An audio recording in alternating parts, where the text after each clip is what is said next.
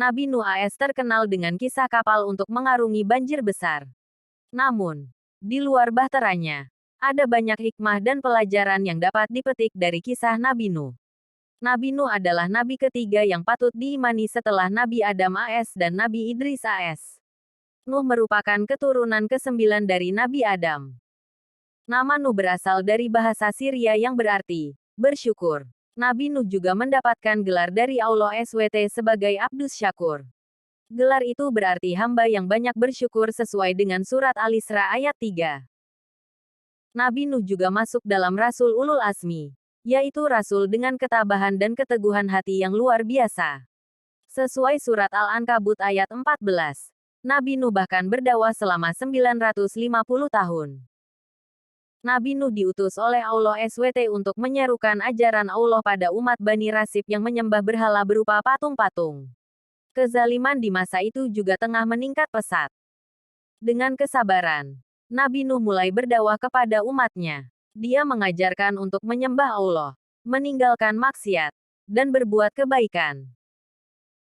Namun, bukannya menurut kaum Nabi Nuh tetap saja tak percaya dengan ajaran dan peringatan yang disampaikan.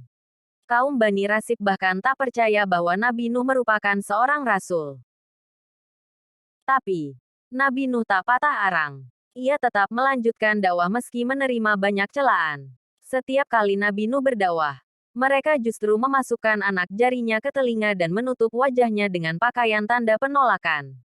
Kisah perjuangan Nabi Nuh ini terdapat dalam surat Nuh ayat 1-12. Pengikut Nabi Nuh bahkan sampai diusir oleh para penguasa dan orang-orang kaya di masa itu. Kaum Nabi Nuh juga menantang Nuh untuk mendatangkan azab yang selalu disampaikan oleh Nuh.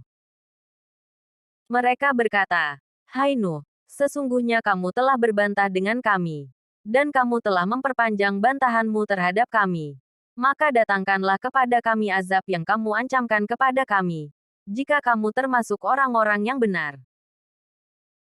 Nuh lalu menjawab bahwa azab itu hanya bisa didatangkan oleh Allah. Allah lalu meminta Nabi Nuh tak bersedih dan tetap teguh pada pendirian. Nabi Nuh lalu berdoa agar Allah memberi hukuman pada orang-orang kafir tersebut. Allah lantas memerintahkan Nabi Nuh untuk membuat sebuah bahtera berupa kapal besar untuk mengangkut orang yang beriman beserta sepasang hewan. Allah menyebut orang-orang kafir itu akan ditenggelamkan.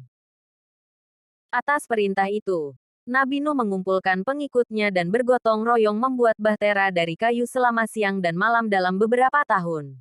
Kerja keras Nabi Nuh ini juga mendapat cemooh dari orang-orang yang tercela.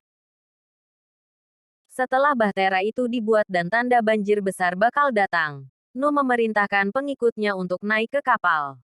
Perlahan, air bah pun mulai menggenang menenggelamkan daratan.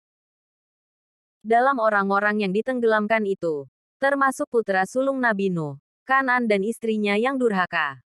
Nabi Nuh sempat mengajak Kanan naik ke atas kapal, tapi ia menolak dan yakin dapat menyelamatkan diri dari air besar itu.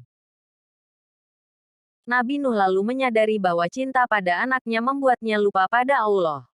Nuh lalu memohon ampun kepada Allah dan mengikhlaskan anaknya yang meninggal dan masuk dalam golongan orang kafir.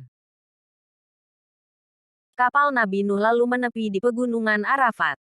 Setelah air surut, Allah memerintahkan Nabi Nuh untuk turun dan memulai kehidupan baru.